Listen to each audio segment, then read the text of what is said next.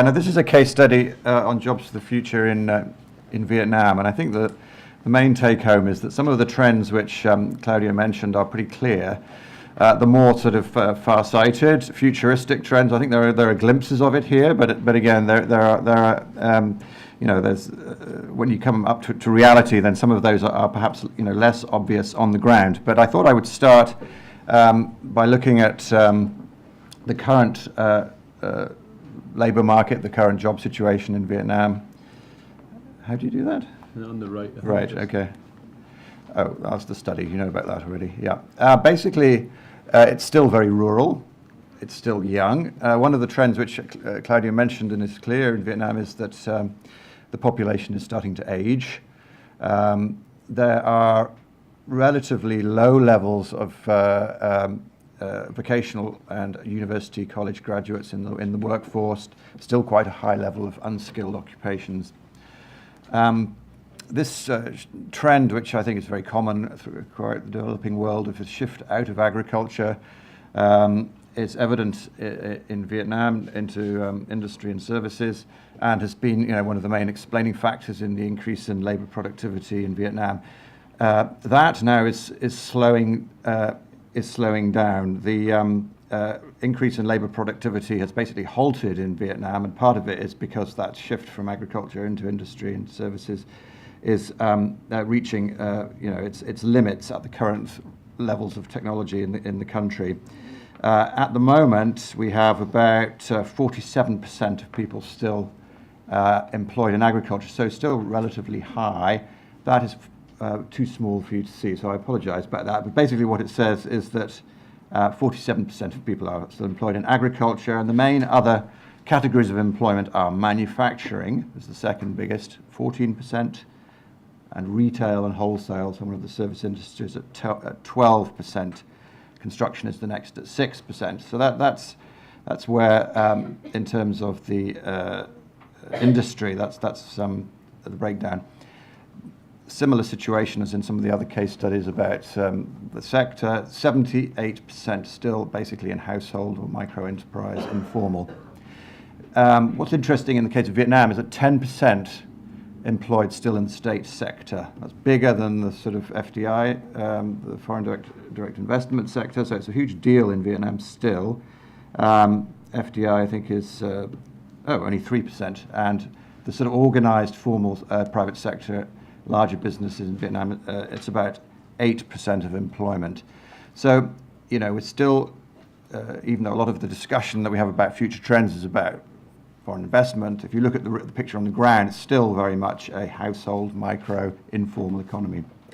So the main bit I'm going to talk about is a number of trends which we think, or basically through the process of interviewing and literature review that have been identified.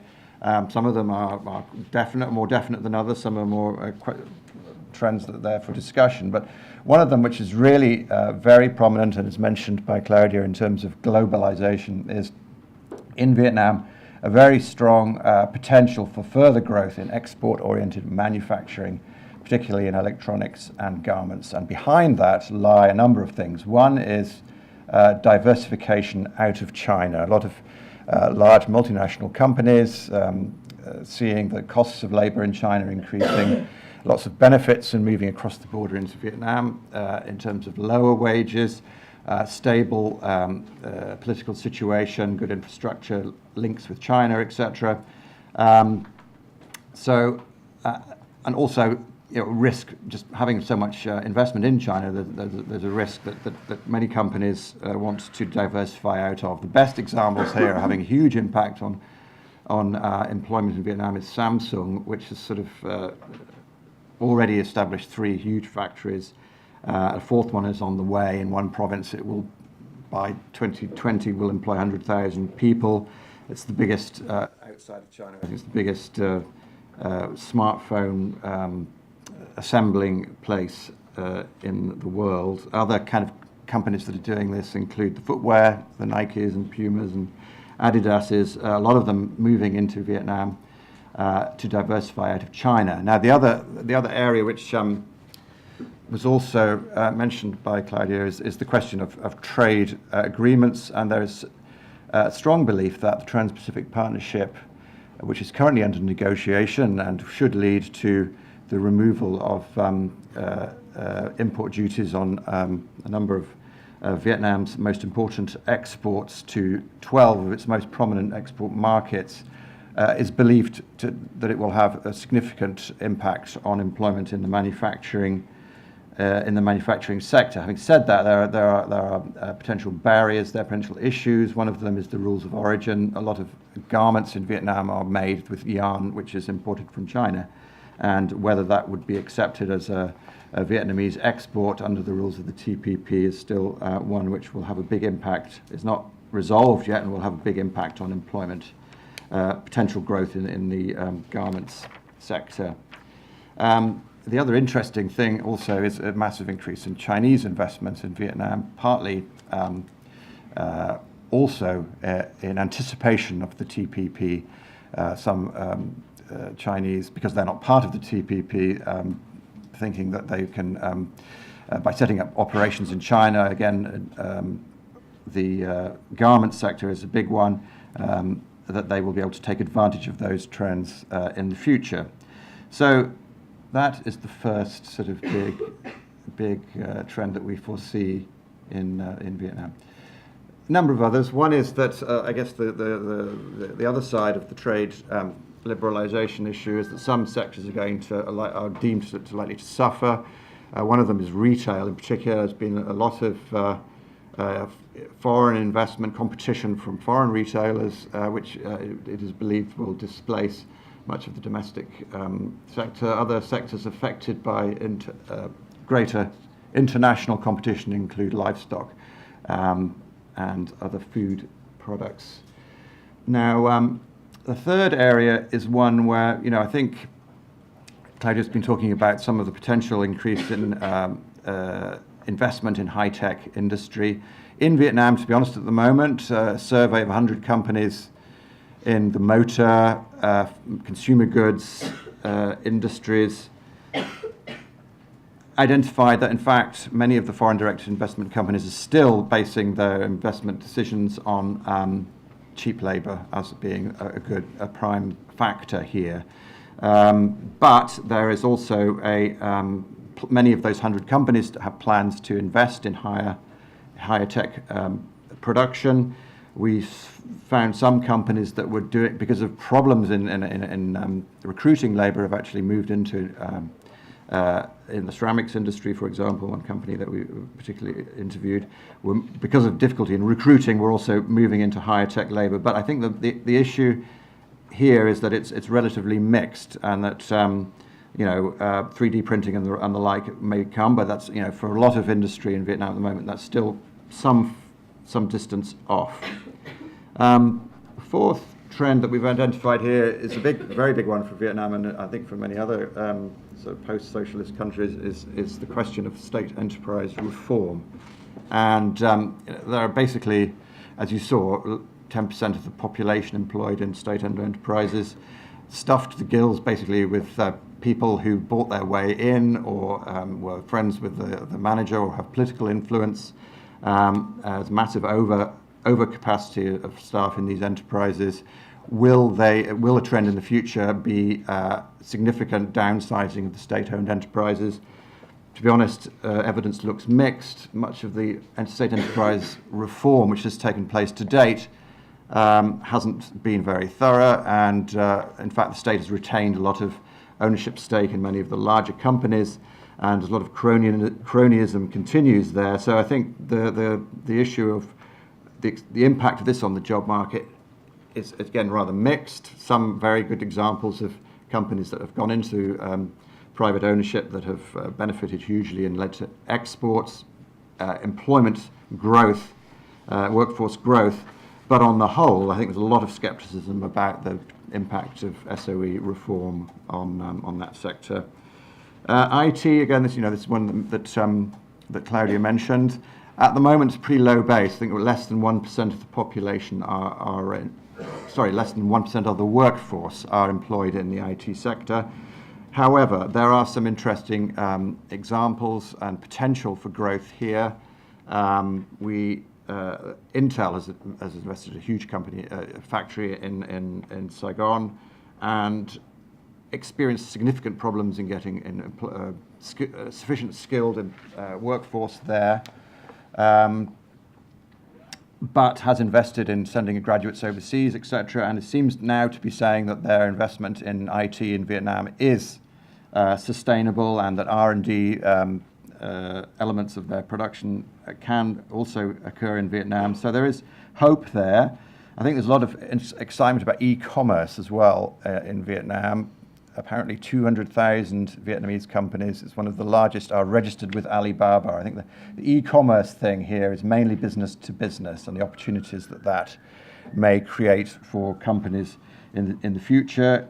If you look at some of these recruitment websites, 5% apparently on one called Vietnam Works, 5% of adverts that are put up there are for looking for people who are experienced and skilled in e-commerce functions. So, I think it's still very small, but there is a lot of interest and potential, that may, if we look further into the future, for growth there.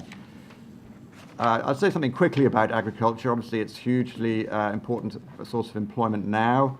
There are opportunities with the TPP in export sectors, rice, fruit and vegetables in particular, but because of the constraints within smallholder agriculture, I think a lot of people are questioning as to whether Vietnam will be able to take advantage of those new opportunities, particularly all of the quality problems that Vietnam is well known for in the coffee and other sectors, whether those can be overcome to actually create sustainable high-income jobs in agriculture, I think is questioned. There is this often stated belief, well, agriculture is a good buffer. When there are problems in industry, people can go back to the farm, and that has a sort of social protection type value to it, which is, there have been cases of that during the economic crisis with an increase in agricultural employment in Vietnam.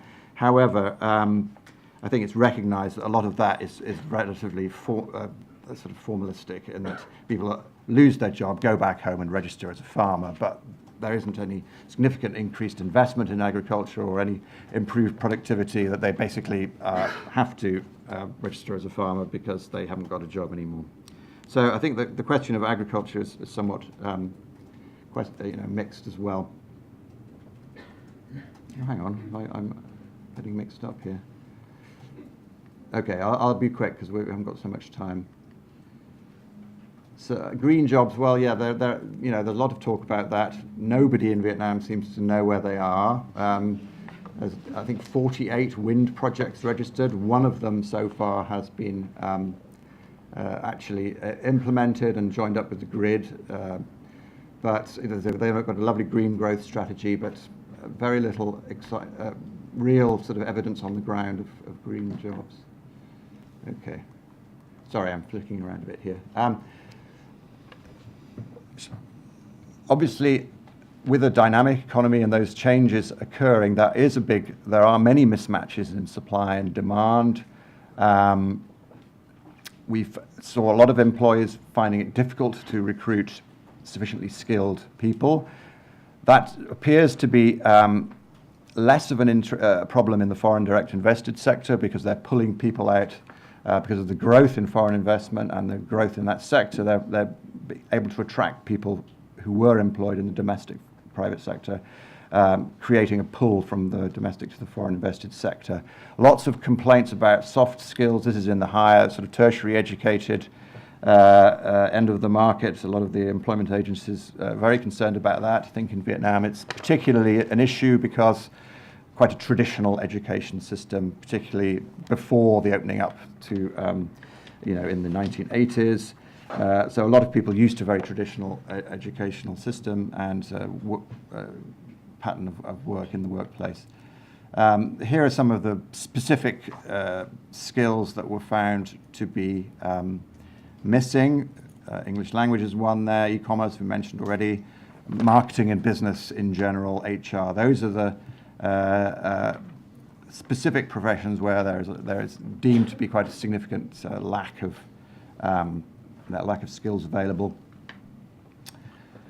oversupply in accounting, auditing, banking, basically as a result of the economic crisis. A lot of people getting very excited about finance, sending their kids off to university to study it, and then, of course, a lot of the banks suffering from contraction after the financial crisis, and basically an oversupply of graduates in those areas.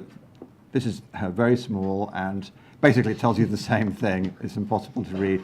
But those sectors where there is high demand and little supply, which I listed before, and those sectors where there is a lot of supply and less demand. That's the big blue blob in the middle, is the banking one, I think.